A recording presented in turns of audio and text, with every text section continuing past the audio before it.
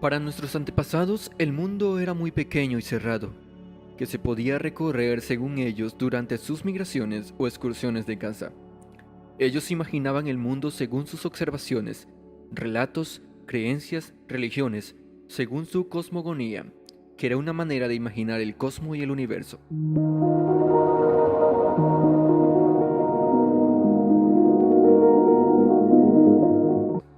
Todos los pueblos tenían su cosmogonía, una manera de ver el mundo. Por ejemplo, los habitantes de las islas creyeron que el mundo era una isla, su isla naturalmente en medio del mar. Los habitantes de las llanuras pensaron que era una llanura hasta donde alcanzaba la imaginación. Los pueblos de zonas montañosas, que su montaña era el centro de todo. Los filósofos hindúes imaginaron una tierra plana, sustentada por 4 pilares, apoyados sobre elefantes que descansaban sobre una gigantesca tortuga que a su vez nadaba en un océano más grande. Los sacerdotes babilónicos descubrieron al universo como una ostra, con agua por debajo y por encima, todo sostenido por un cielo sólido, parecido a una habitación cerrada y redonda. La tierra era un monte hueco colocado en su centro y bañado por aguas inferiores. La cosmogonía egipcia también imaginó al mundo como una caja. Los griegos decían que la tierra era plana, Grecia era el centro y que era un disco formado por tierra firme y rodeado por un borde de agua, el río Océano, donde desembocaban el resto de los mares y ríos. Y así se describía la tierra 500 años antes de Cristo. Además de eso, Hecateo, un filósofo griego, pensaba que el mar Mediterráneo, el mar Negro y el mar Caspio dividía el mundo en dos, por el norte Europa y por el sur Asia y África. La tierra plana o como disco era una idea general de los primeros pueblos que creían que la tierra era plana, hasta el punto que si la forma del planeta se hubiera decidido por votación, habría permanecido plana para siempre. Pero no fue así, hasta que un grupo de filósofos griegos empezaron a pensar que las cosas no son como parece, y todo cambió. Estos racionalistas griegos pusieron sus ojos sobre el mundo y surgió una idea nueva sobre el mundo, la tierra que se curva. Ellos observaban, por ejemplo, los barcos que no se esfumaban en el horizonte achicándose de a poco, sino que empiezan a desaparecer desde su base, como si hubieran bajado una escalera, tal como señalaba Protágoras de Mileto. Por otra parte, la sombra de la Tierra sobre la Luna en los eclipses muestra claramente una curva. Filósofos del siglo VI a.C. imaginaban el mundo como una columna cilíndrica, rodeada de aire que flotaba verticalmente en el espacio. Esta era una teoría estética y elegante, pero en el borde, ¿qué pasaría si alguien llegara al borde? ¿Por qué el agua no se derrama por allí? El cilindro, por más hermoso que fuera, tenía sus dudas. Un siglo después, los filósofos de la escuela pitagórica, que descubrieron el poder de los números, su relación con la música, la bella propiedad de los triángulos rectángulos y la existencia de las cantidades irracionales, imaginaron el mundo esférico. Un planeta esférico en el centro del universo infinito. Esta no solo era una idea audaz, también es angustiante porque nos abandona en un mundo destemplado, una idea que nos empequeñece. Un mundo esférico, flotando en la nada del universo. Esto tomó forma en el siglo V a.C., cuando Filolao, el más grande de los pitagóricos, estableció que la Tierra era esférica, y pues de ahí jamás se dudó de su esfericidad. ¿Y cuál es el tamaño de la Tierra? En el 230 a.C. se realizó la primera medición científica del tamaño de la Tierra. Fue una hazaña intelectual muy singular, un prodigio del pensamiento racional que creo debe asombrarnos aún y quitarnos el aliento, porque no se hizo con complicados instrumentos, grandes telescopios ni inmensos viajes, nada de eso. Se usó una varilla de mimbre, un grupo de camellos y una regla de 3 simple. Eratóstenes de Cirene era matemático, historiador, astrónomo, geógrafo, buen literario. Escribió un tratado sobre la comedia griega y encargado de la Biblioteca de Alejandría, la más grande concentración de libros y saberes del mundo antiguo.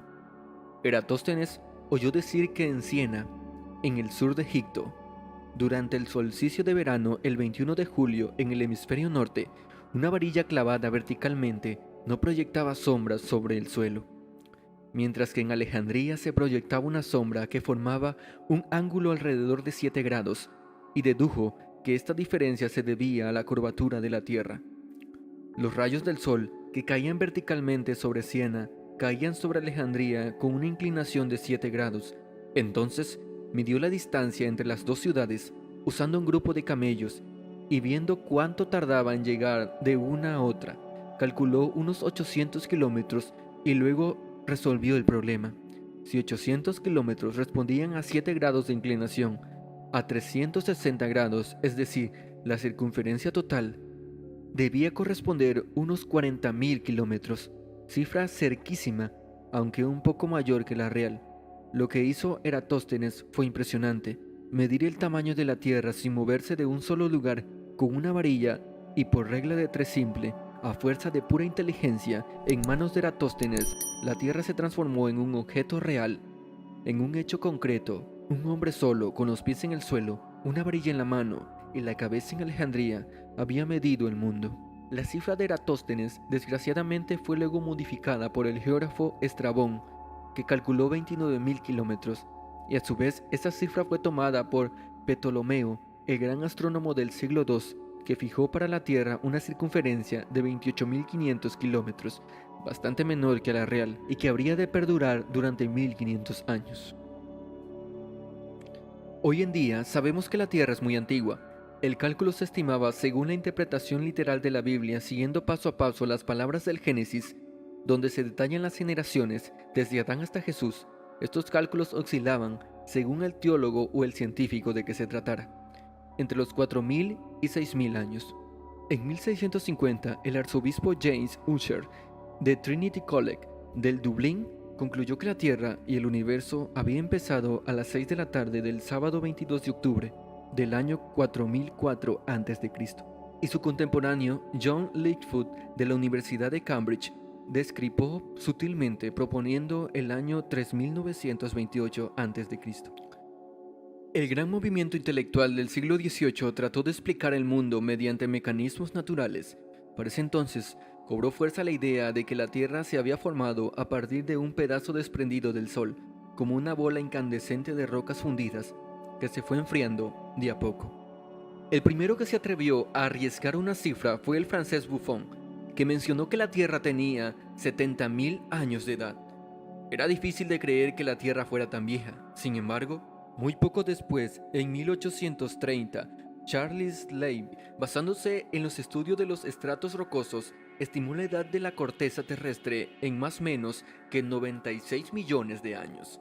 Era un verdadero océano de tiempo, pero ya se dibujaba en el horizonte la teoría de la evolución, y era obvio que los procesos de transformación de las especies requerían esos grandes periodos. Hacia finales del siglo, John Joly estimó 100 millones de años. Este se convertía en un artículo de fe, y los científicos se aferraban a esa cifra. Pero todavía era poco.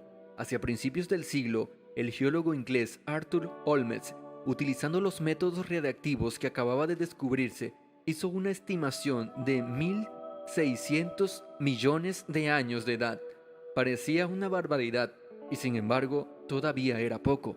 El mismo Olmsted más tarde mejoró las técnicas de datación y elevó la edad de la Tierra a 4.500 millones de años, la cifra que manejamos hoy.